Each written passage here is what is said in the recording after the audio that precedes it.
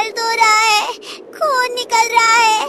हमारा दर इतना कमजोर क्यों है कि हवा और कांच हमें मार रहे हैं? मेरी बच्ची, मुझे माफ कर दे। मैं तेरे लिए मजबूत छत नहीं बना पाई, पर मैं वादा करती हूँ आज मैं तेरे लिए कुछ ऐसा लाऊंगी कि कोई तूफान तुझे छू नहीं पाएगा।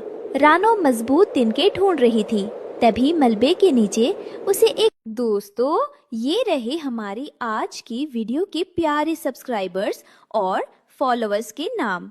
शबाना, मुकेश रानी, दर्शन पदिहार, चाहत, पुरवीन, अवंतिका। जो नहीं चुने गए, चिंता मत करो, अगली बार तुम भी बन सकते हो जंगल के सुपरस्टार। दोस्तों, अगर आप भी चाहते हैं मैं आपका नाम अपनी कहानी में लूं, तो देर किस बात की, जल्दी से कमेंट करके अपना नाम हमें भेजें। एक लाल रंग की चमकती हुई चूड़ी दिखाई दी। वो कांच की नहीं, बल्कि किसी जादुई पत्थर की बनी थी। ये चूड़ी, इसमें से कैसी अजीब सी आवाज आ रही है, जैसे ये मुझे बुला रही हो। जैसे ही रानो ने चूड़ी को पंख में पहना, चूड़ी रानो के नाप की हो गई। रानो ने सोचा, काश मेरे पास अभी एक छाता होता। तभी चूड़ी में से आवाज आई, खनक, और चूड़ी से एक लाल रोशनी निकली, जिसने तुरंत एक जादुई छाता बना दिया। मैं विश्वकर्मा चूड़ी हूँ रानो। मैं सिर्फ जरूरत को पूरा करती हूँ, लालच को नहीं। मांगो, तुम्हें कैसा घर चाहिए? एक ऐसा घर जहाँ मेरी गुड़िया सुरक्षित रहे। रानो आपने पेड़ पर वापस आई और रानो ने चूड़ी घुमाई। छन छन छन, हवा में जादुई चूड़ियाँ तैरने लगीं। वे एक के ऊपर एक जुड़ती गईं और देखते ही देखते रंग बिरंगी चूड़ियों का एक सुंदर और मजबूत घर बन गया। ये घर कांच का था, पर लोहे से ज्यादा सख्त। माँ, ये तो परियों का घर है। इसकी दीवारें तो इंद्रधनुष जैसी चमक रही हैं। जंगल के किनारे किसानों का गेहूं का खेत था। वहाँ एक जालीदार जाल बिछा हुआ था। रानो अपने नए घर के लिए नरम घास लेने खेत की तरफ गई। वहाँ उसने देखा कि काका कबूतर एक शिकारी के जाल में बुरी तरह फंसे हुए थे और फरफरा रहे थे। रानो बेटी, भाग जाओ, यहाँ शिकारी आता ही होगा। मैं तो फंस गया, अब मेरा बचना नामुमकिन है।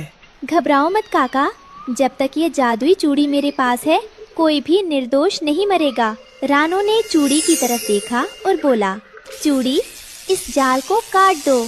चूड़ी में से एक तेज धार वाली रोशनी निकली और उसने पलक झपकते ही जाल के धागे काट दिए। कबूतर आजाद हो गया। ये तो चमत्कार है बेटी, ये शक्ति बहुत बड़ी है, इसे संभाल कर रखना। जंगल में दोस्त कम और दुश्मन ज्यादा हैं। रानो हरी घास लेकर वापस आई और अपनी घायल बेटी गुड़िया को लेकर वैद्य तोते के पास गई थी। वैद्य जी ने गुड़िया के पैर पर हल्दी का लेप लगाया। उन्होंने रानो के पंख में चमकती हुई लाल चूड़ी देखी। रानो, गुड़िया का घाव तो भर जाएगा, लेकिन तुम्हारे हाथ में ये जो आग मतलब चूड़ी है, ये नए घाव दे सकती है। वैद्य काका, ये तो हमारी रक्षा के लिए है। ताकत की चमक चील और शिकारियों को भी बुलाती है। याद रखना, जिस दिन तुम इस ताकत पर घमंड करोगी या लापरवाही करोगी, ये तुम्हारे परिवार के लिए भारी पड़ेगी। सावधान रहना। पास वाली ऊंची चट्टान पर कालू कौवा और गोरी कवि ने ये जादू अपनी आँखों से देखा। कालू जी, देखा आपने? वो चूड़ी, वो साधारण नहीं है।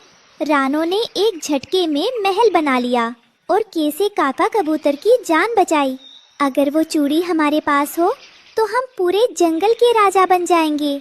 सिर्फ राजा नहीं गोरी, हम भगवान बन जाएंगे।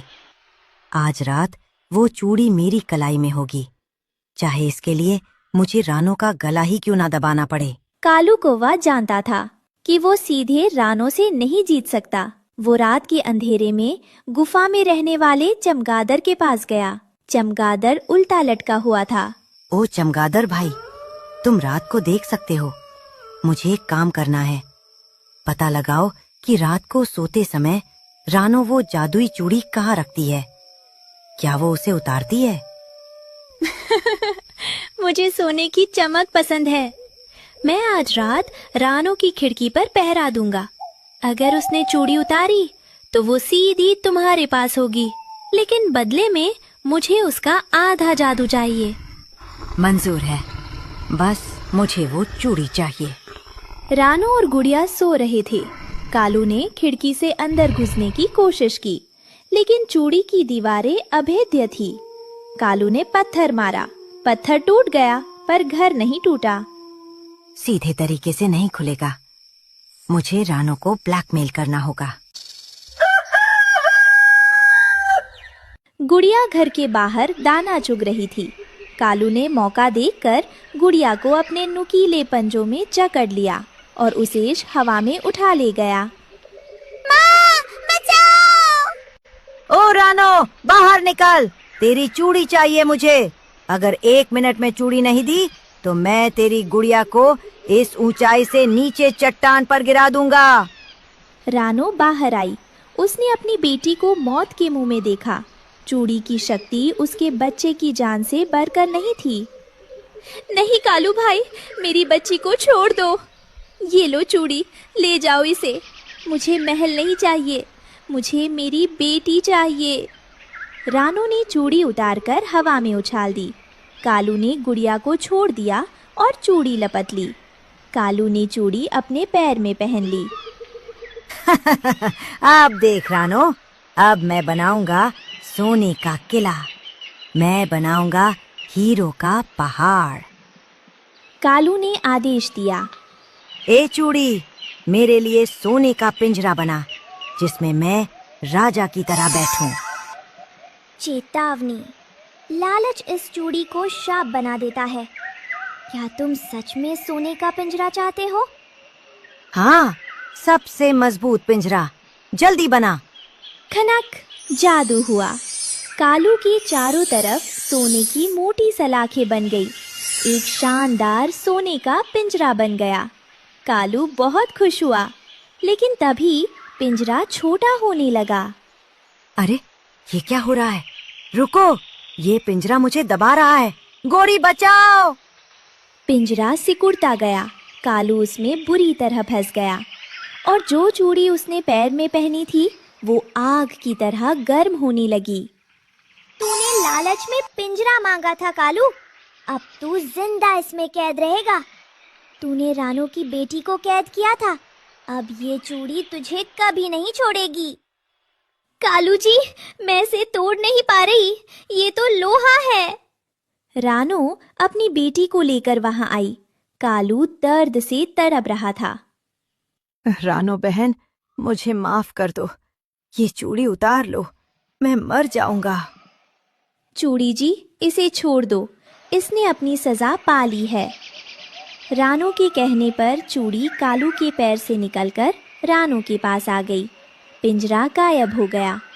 कालू और गोरी डरकर जंगल छोड़कर भाग गए। रानो ने चूड़ी से कोई महल नहीं मांगा, बस अपनी गुड़िया के पैर के लिए दवा मांगी। इस कहानी से हमें सीख मिलती है कि दूसरों का बुरा करने के लिए मांगी गई ताकत अंत में खुद उसी को बर्बाद कर देती।